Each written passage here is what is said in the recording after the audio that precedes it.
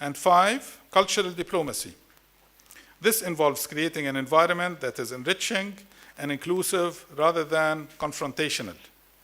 Regional political systems should produce a new common vision for their countries that promote peace and tolerance among its people.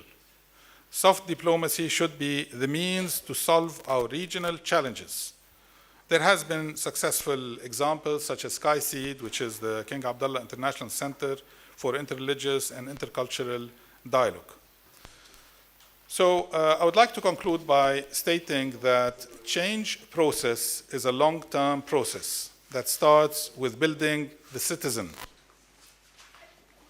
Respect for others, belief in the principles of justice, equality, and human respect, and adherence to coexistence are the cornerstones of this developmental process that require constant partnership with the public sector and civil society.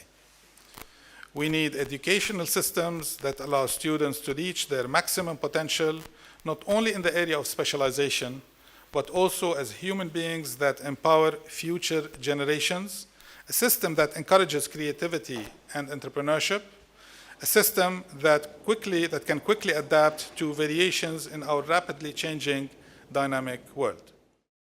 Lebanese schools, many of which provide excellent education in terms of academic curricula, do not honor the state's respect for all religions and beliefs, but rather implicitly foster the growth of political and sectarian divisions among Lebanese communities. In fact, the inadequate educational strategies used by many politically and religiously segregated schools have failed to emphasize national identity, social unity, civility, open-mindedness, and cultural diversity. As a result, Lebanon, which comprises 18 different sects from different religions, official sects, suffered religious turmoil in the civil war and continues to witness religious and social unrest. One manifestation of Lebanon's fragmented society is that Lebanese officials still disagree on a common history book to be used in schools throughout the country. Although during my term as minister, a solid proposal for a unified history book was submitted in 2012 to the cabinet by a committee composed of 11 ministers. I was one of them. However, one political party managed to table the proposal, and as such, the proposal never reached the cabinet meeting agenda, like many things are tabled in Lebanon. Indeed, the sectarian composition of the Lebanese political system and the weak civic education in its curricula have been contributing to civil strife in Lebanon. Adding to Lebanon's religious, political, and educational problems is the regional situation from which the Lebanese society is unable to distance itself. Lebanon remains at the heart of the regional conflict and witnesses the constant failure of the peace process in the Middle East, whose dangerous repercussions negatively impacts the Lebanese cohesion and the citizens' ability to enjoy a decent life. One case in point is the Lebanese, whose population is just over 4 million, had to face over the past 4 years the impossible task of managing over 2 million refugees. That's almost 50% of the Lebanese population, which includes 1.5 million Syrians and 500,000 Palestinians, at a time when Lebanon is facing political divisions, presidential and parliamentary election deadlock. I think we broke the Guinness Book of record for the country with the longest time without a president. Economic turmoil and security problems. The refugee crisis in Lebanon may be compared to a hypothetical sudden influx of 41 million people to Germany, an economically and socially stable country unlike Lebanon, with a population of around 82 million. Given the above, it is clear that Lebanon is in dire need of integrating diverse religious, political, and cultural concepts with citizenship so that diversity will once again be a source of wealth and advancement instead of being one of division and discord. Mobilizing religious affiliations to serve political and partisan interests promotes close-minded confessional mentalities thereby spreading collective fanaticism at the expense of united citizenship. The solution for the above problems facing Lebanon lies in education. I say that in all the conferences I attend. Education goes beyond career development to the development of students' mental capacities, including their ability to distinguish facts from opinions, be creative and critical, appreciate diversity, believe in equality, and embrace others. Education can actively influence convictions and positive orientations among learners, guide their practices, and focus curricula objectives on helping students accomplish the following: understand the essence of religions and their role in building the individual's spiritual, ethical, and human personality, recognize the importance of ethical and human values and principles, and establish the basis of coexistence, as well as appreciate the meaning of rights and obligations and duly practice them. Educational curricula play a pivotal role in forming students' intellectual, human, and national dimensions and prevent the danger resulting from rejecting people belonging to a different religion, race, color, or social status. Education does not only provide pedagogical instruction, but also influences attitudinal reform. It connects language, culture, and moral values to reshape the learner's identity and encourages free thinking and responsible citizenship, thus facilitating social unity and preparing the new generations for the social, political, and economic development of their country. The call to action is crucial. Lebanon is in dire need for bold educational reforms, including the implementation of citizenship education and the encouragement of interaction among students from different religious backgrounds as an effective strategy for building social cohesion in an effort to minimize future sectarian violence.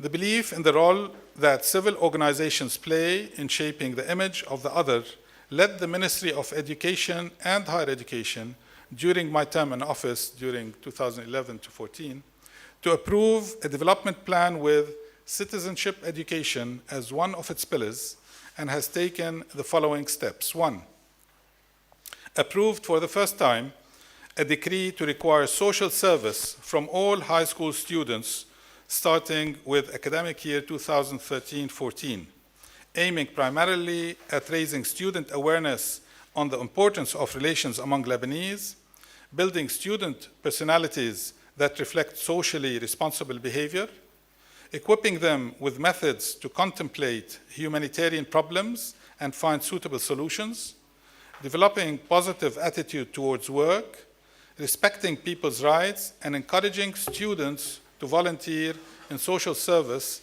in light of its benefits on their identity as citizens.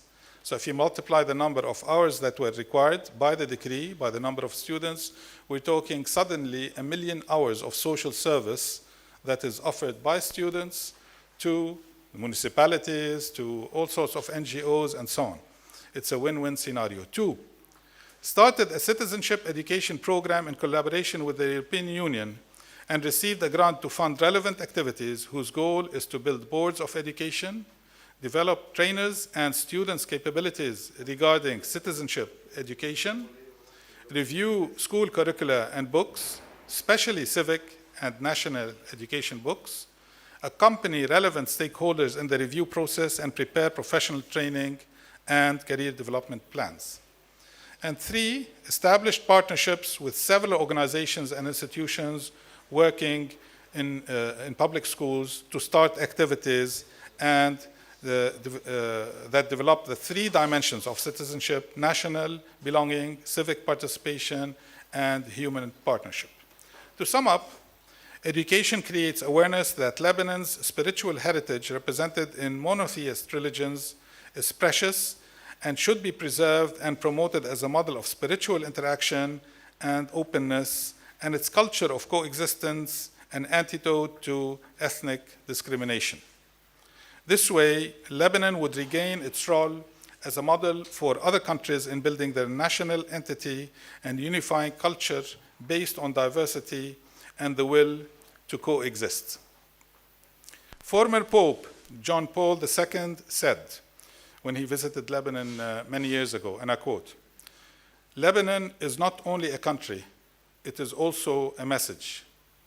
Indeed, succeeding in instilling national unity in Lebanon through proper education that promotes coexistence, respect, and understanding among all its citizens will provide a model for other countries in the Middle East and beyond, which are suffering from religious and civil strife. Similar to Lebanon, other countries in the Middle East are facing extensive and indiscriminate violence that is displacing populations long established in that region.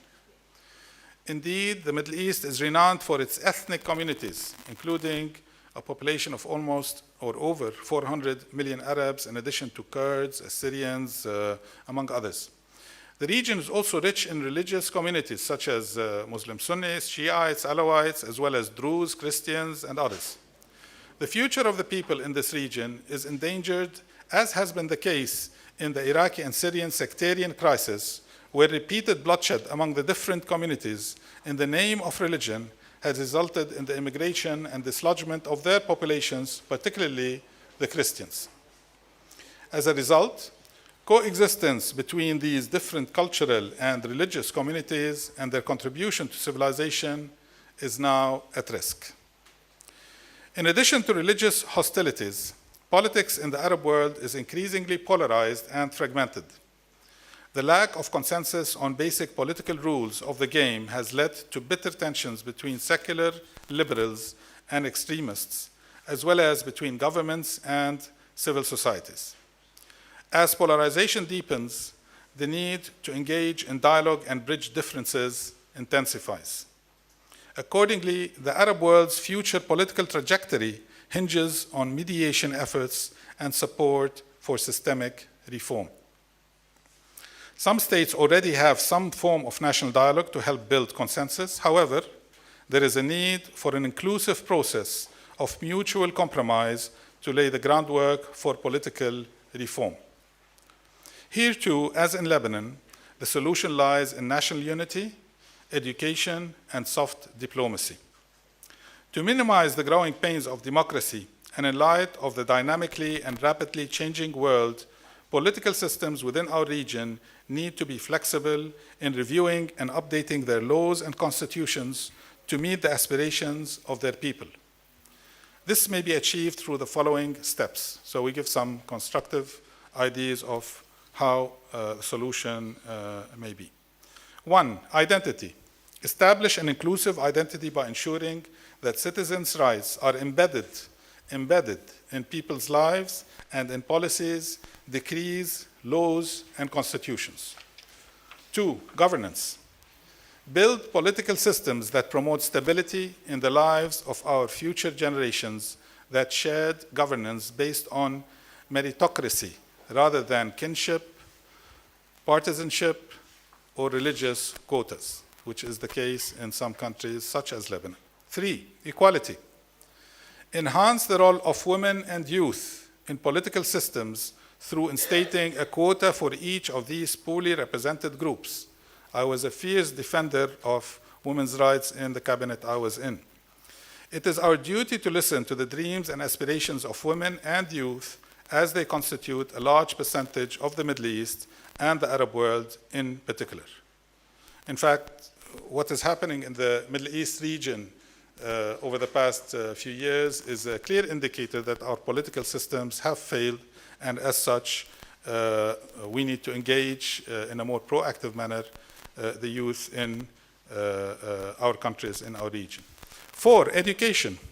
Introduce or revise, as applicable, the curriculum of citizenship education, as it is the path towards social unity and solidarity. Mandatory courses on citizenship would raise students' awareness of human rights, freedom of expression, equality, dignity, and tolerance. Education on citizenship helps prevent human rights violations and constitutes an investment to build a fair society where all individuals are guaranteed appreciation and respect.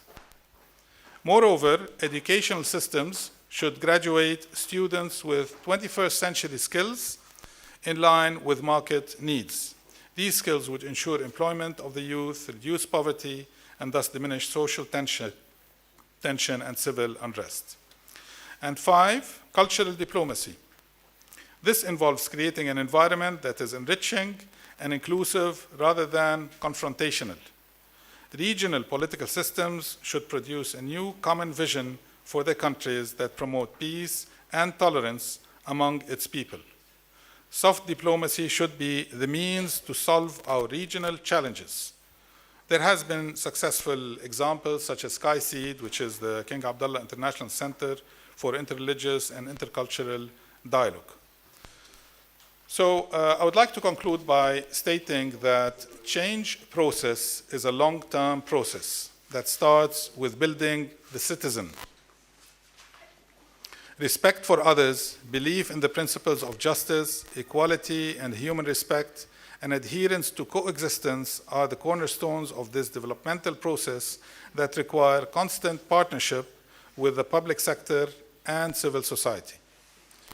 We need educational systems that allow students to reach their maximum potential, not only in the area of specialization, but also as human beings that empower future generations, a system that encourages creativity and entrepreneurship, a system that can quickly adapt to variations in our rapidly changing dynamic world.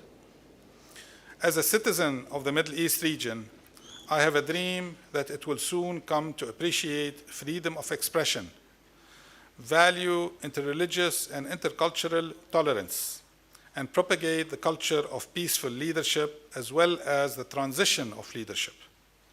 War is not the solution to any problem. If there must be a war now, it should be against exclusion, against lack of dignity, and against human degradation, of which, unfortunately, we are oftentimes passive eyewitnesses. Thank you.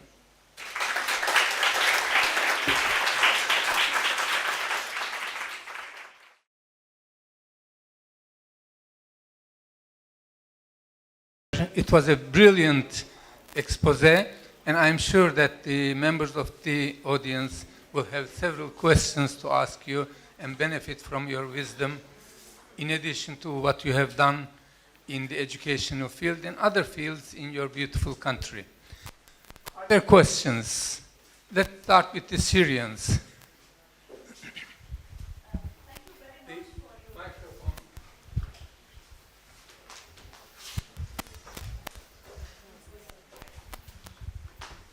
Thank you very much for your extraordinary representation, and I think it's very helpful, and I think working with youth is the only way to avoid this crazy world we are living in. So really good luck with that. And I'm an expert in cultural heritage, and I actually, since the beginning, I was looking at the values that we can extract from cultural heritage towards to make sense of our present and to go to the future in a better way.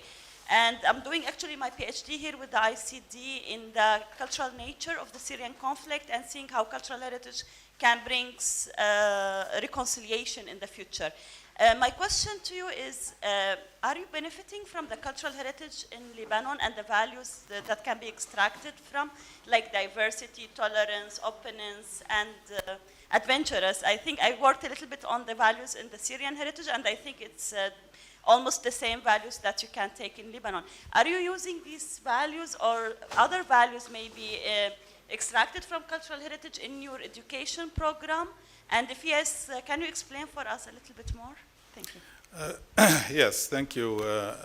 Lebanon definitely has a very rich culture, and yes, it does benefit from its cultural heritage in many ways, on many fronts, even during difficult times. Of course, Lebanon has not always been in the middle of the storm, so to speak. Unfortunately, its geographic location has meant that over the past few decades, it had to face all sorts of political and problems and conflicts. But the Lebanese have always been people that are able to overcome difficulties, no matter to what extent these difficulties, stretch them. And yes, cultural heritage, I don't think we're benefiting enough in as far as our curricula is concerned, and that partly is due to the fact that unfortunately everything is politicized, and I gave the example of the history book, and as such there are always inhibitors to benefit to a large extent from this aspect. But yes, there are always events and initiatives and programs in academic and non-academic institutions, in public and private sectors that do benefit from our very strong cultural heritage. I don't know if you saw some of the slides that indicate that the first alphabet came out from Lebanon, and that lots of cultures and lots of different ethnicities passed through Lebanon. Many of them are still in Lebanon. That's what makes the social mosaic such a rich cultural one in Lebanon. And that's why John Pope II said what he did say, because truly Lebanon is a small country, but it truly is a unique example for the world to push for, to support, because if it does work in Lebanon, not just with respect to the multi-religious makeup, but also to the different ethnicities. We have the Yazidis, the Kurds, the Arabs, all sorts of different ethnicities also available living in Lebanon for so many centuries. So the answer is yes, we do benefit from that, but as far as I'm concerned, not enough. Thank you very much. Other questions? Microphone here.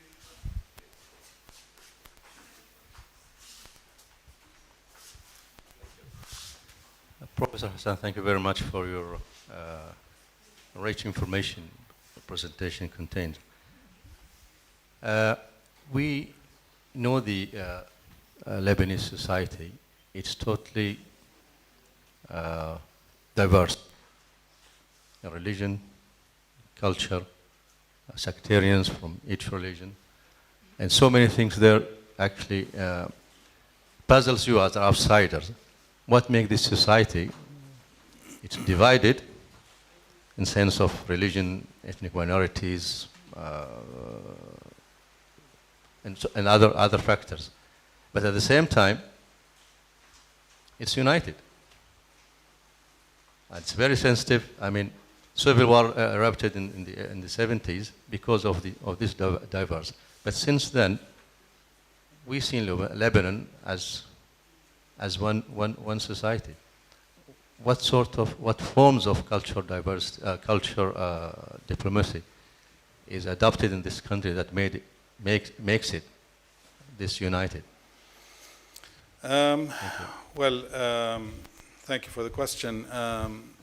Yes, of course, Lebanon has such a diverse society in terms of its social makeup, and I mean social makeup, not just religious makeup, because so many civilizations passed through Lebanon, but also because the Lebanese have been travelers since the Phoenician times. As one of the data mentioned in the slides, there are probably 4 million Lebanese in Lebanon, but maybe 30 million outside Lebanon. So the Lebanese for over 200 years over 2,000 years have been dispersed all over the world, and each group of them bring back part of the culture that they live in at one point or another.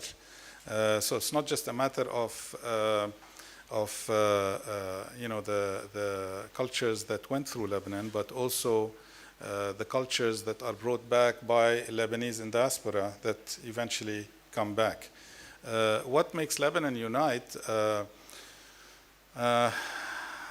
I don't know if I should tell you the story, but maybe that will be part of my answer. When I was in the parliament the first month, you know, the Lebanese politics since 2005 has been divided into two wings, pro-Syrian regime and against Syrian regime. And it's amazing for a country to be divided politically based on the regime of another country, but that's Lebanon. We're unique. But I was in the session of the parliament, and of course, when the cameras are in the parliament, all the parliamentarians, I don't know if this happens in Oman or not, but all the parliamentarians provide a show for their constituencies. So a fight erupted, of course, a verbal fight erupted between one parliamentarian on the one side and the other parliamentarian on the other side. And it was the first time for me. I was shocked, you know, the language that was used and the method that was used. So a little bit later, I left the hall because I had to make a phone call. And then suddenly I see both of those two people that were fighting inside, about to kill each other. And one of them was saying, am I going to see you at dinner tonight? I said, of course. So I think Lebanon is united because everybody knows, all opposing political parties, regardless of what the political feud is in what decade, realize that if they don't unite, they all lose. So Lebanon is united because there's a minimum degree of acceptance that if they go beyond a certain threshold, everybody loses, and nobody wants that for sure. And of course, the Lebanese have been able to ameliorate all difficulties. I mean, I don't know, but I would say if 10% of what happened in Lebanon happens elsewhere, it might kill the whole country. You know, they're very resilient. That's probably another reason why the Lebanese are extremely resilient. You know, during the war, there would be one road where there is bombs, and the other road people are shopping, just, you know, a few tens of meters away. So they have resilience for life, and that's probably another aspect that keeps people going. I don't know if I answered your question. I'm sure that you answered very properly, but the example that you gave on the two parliamentarians of opposite sides remaining friends, it is very common in all parliaments, so it's not... As I said, it was new for me, but it seems that it's something that happens everywhere. Yes, I think there's a question there.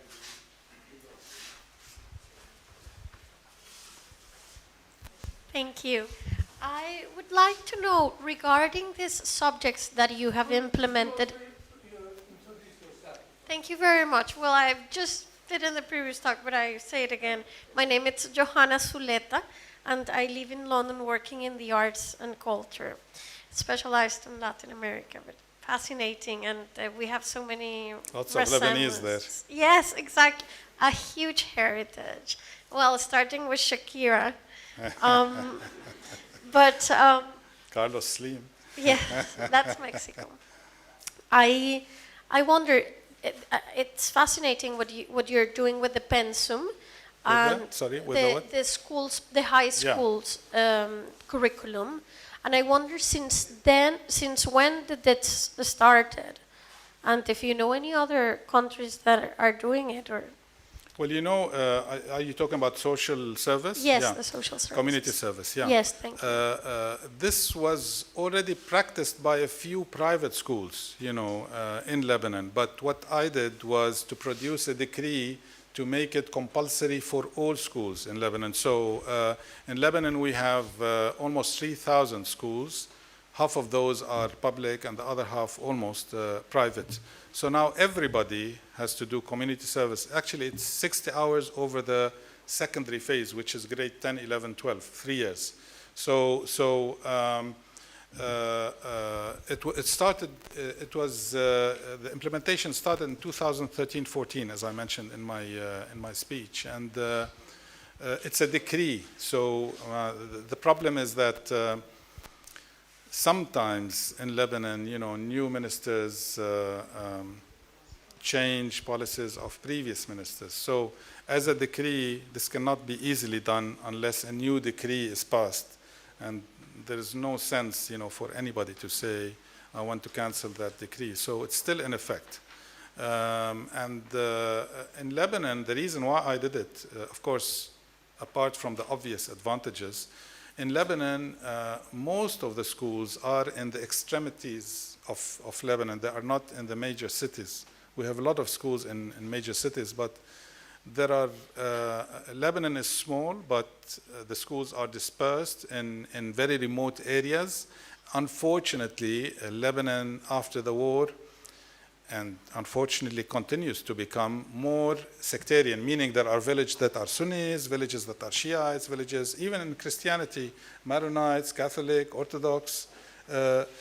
This is the aftermath of war that we're hoping we will reverse at some point in the future, which meant schools, these students in this village, which is very remote, don't see anybody else. So my aim for this was for that student to go to other villages, to other places, to see, the other and mingle with him. He's not somebody, that's going to eat him.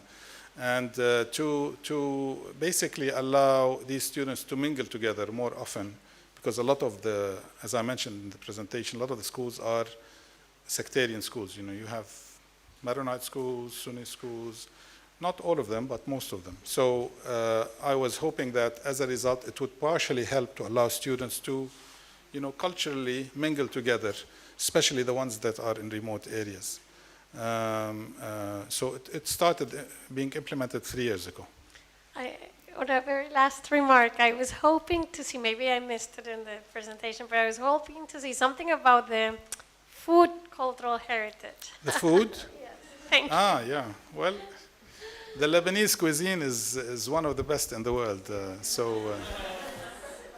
You should look it up on the internet. It will tell you.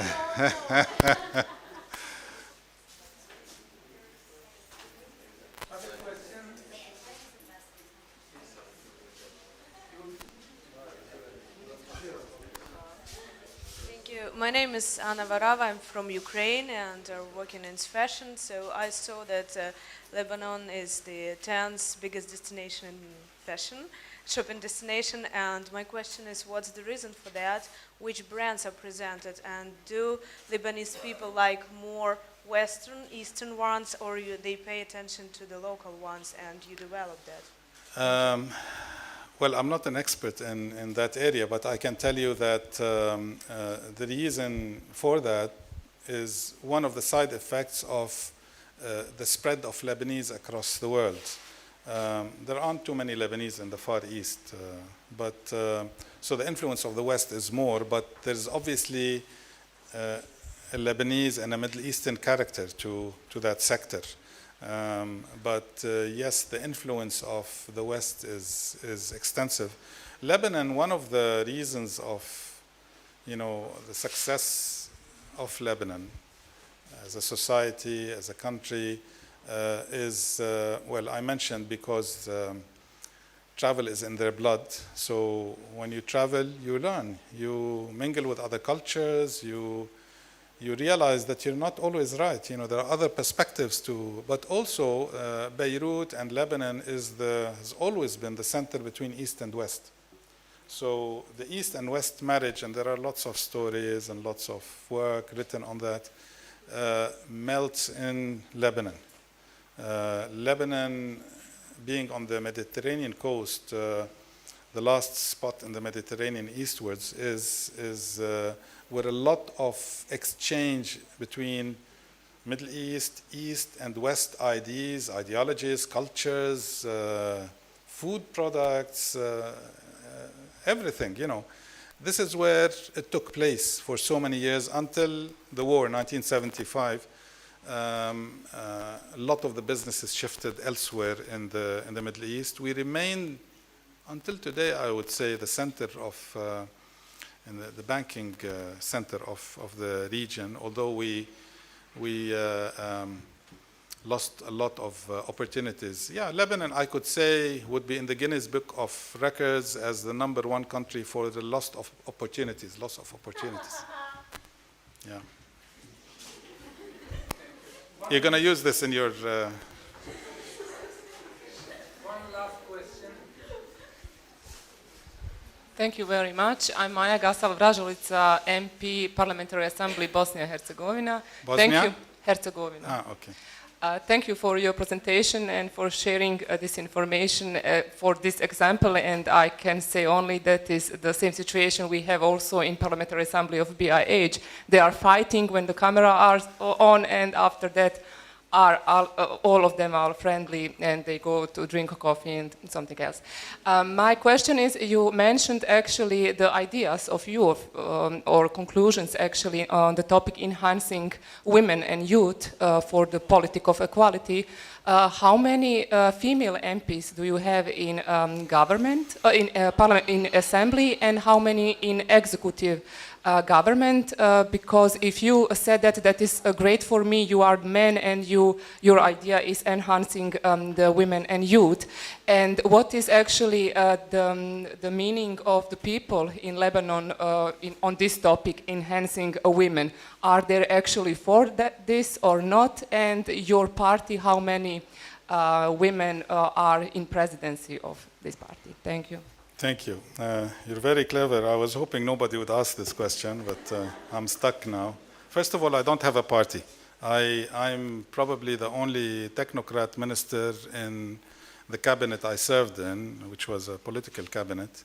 And I never seeked this position. The prime minister at the time wanted me because he wanted a technocrat minister for the Ministry of Education and Higher Education.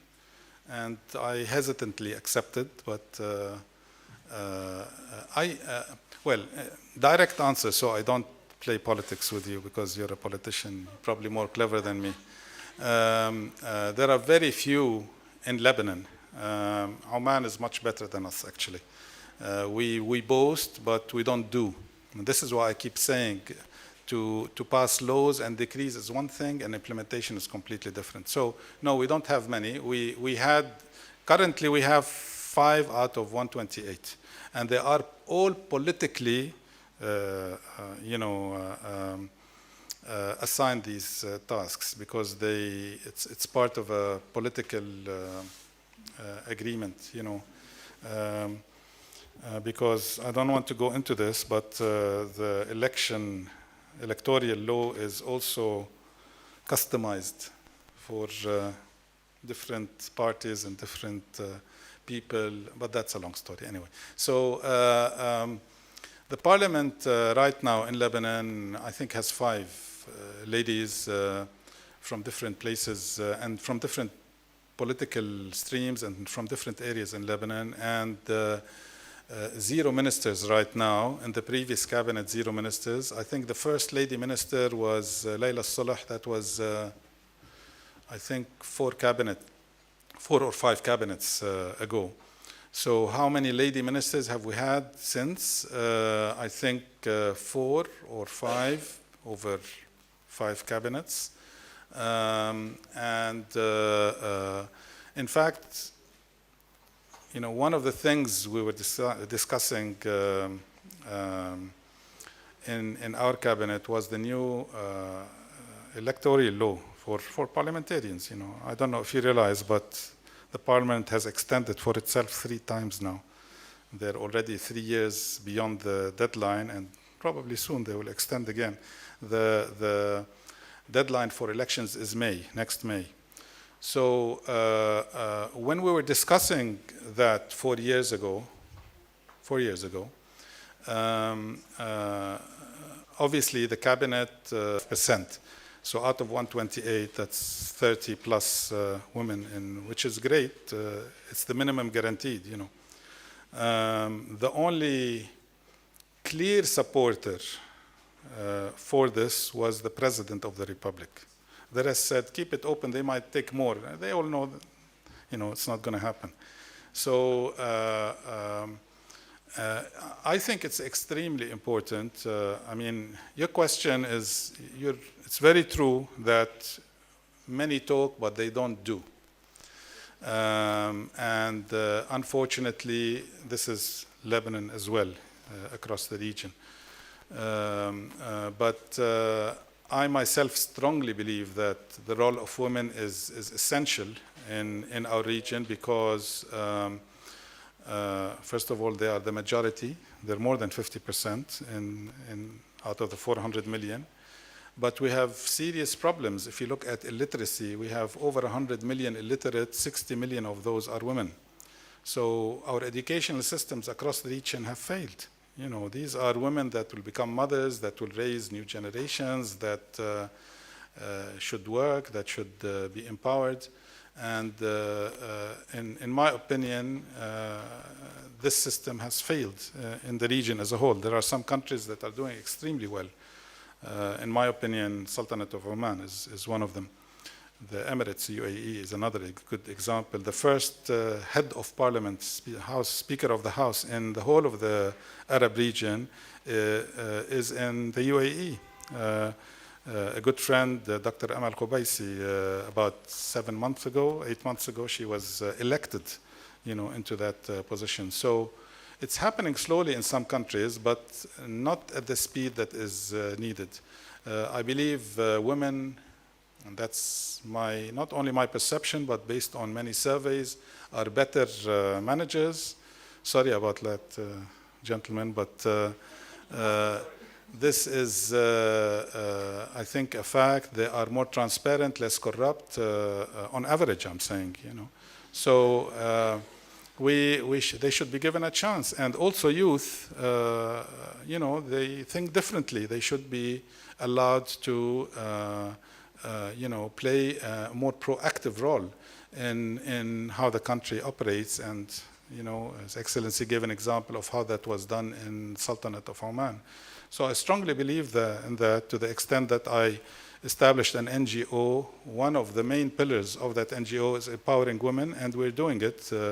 As former minister, I pull a few strings, and I try to get into the minds of high schoolers in the public sector to show them success stories of women. I bring women speakers, successful women, that succeeded at home and business, as politicians, as CEOs, and you could see, the faces of girls in grade 10 and 11 change. And by the way, I bring the boys together.